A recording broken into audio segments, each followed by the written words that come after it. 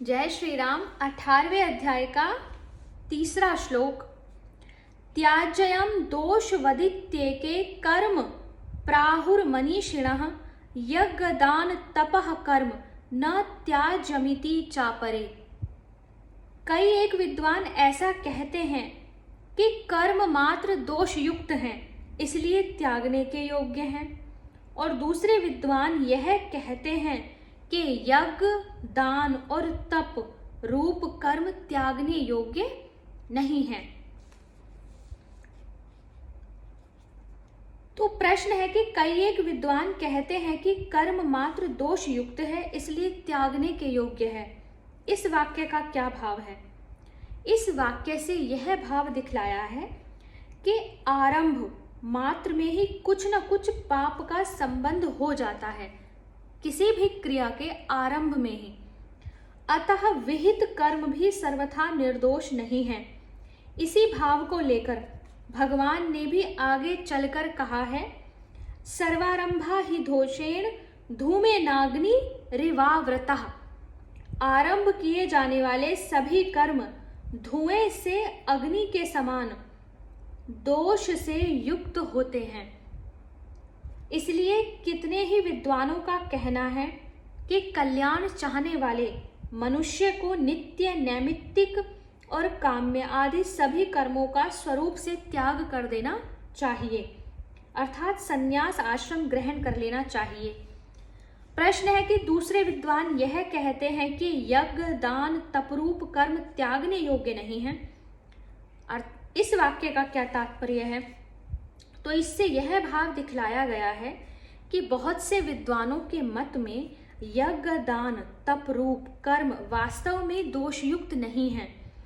वे मानते हैं कि उन कर्मों के निमित्त किए जाने वाले आरंभ में जिन अवश्यंभावी हिंसा आदि पापों का होना देखा जाता है, वे वास्तव में पाप नहीं हैं, बल्कि शास्त्रों के द्वारा विहित होने के कारण यज्ञ, दान, तप रूप कर्म उल्टे मनुष्य को पवित्र करने वाले हैं।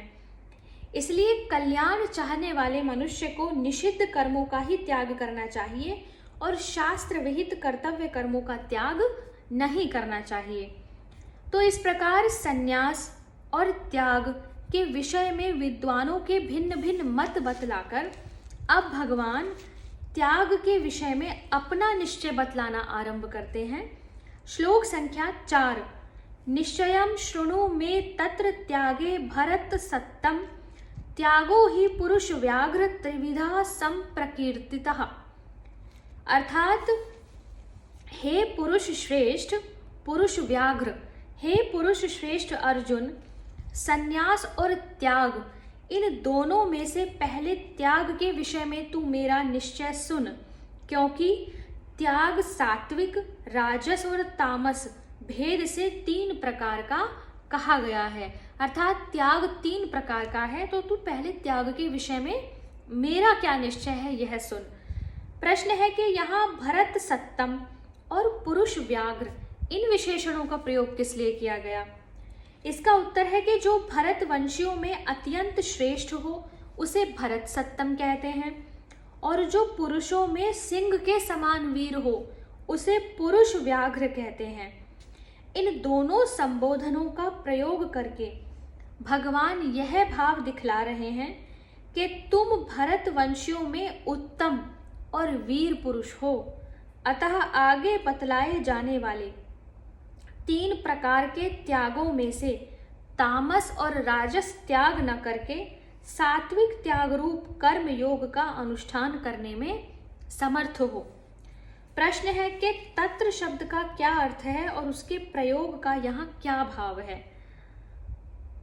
तत्र का अर्थ है उपयुक्त दोनों विषयों में, अर्थात त्याग और संन्यास में।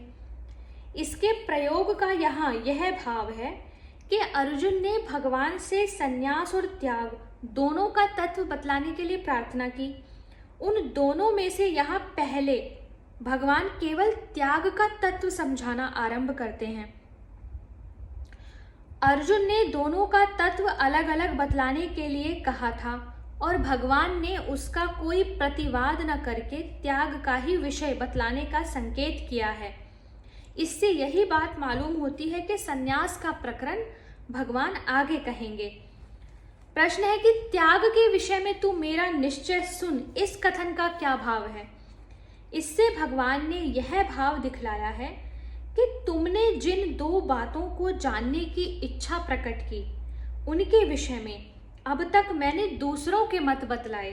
अब मैं तुम्हें अपने मत के अनुसार उन दोनों में से त्याग का तत्व भली भांति समझाना बतलाना आरंभ करता हूँ। अतएव तुम सावधान होकर सुनो। प्रश्न है कि त्याग 3 प्रकार का बतलाया है, इस कथन का क्या भाव है? तो इससे भगवान ने शास्त्रों को आदर देने के लिए अपने मत को शास्त्र सम्मत बताया है कि जो शास्त्रों में वर्णित है वही मैं तुझसे कह रहा हूं।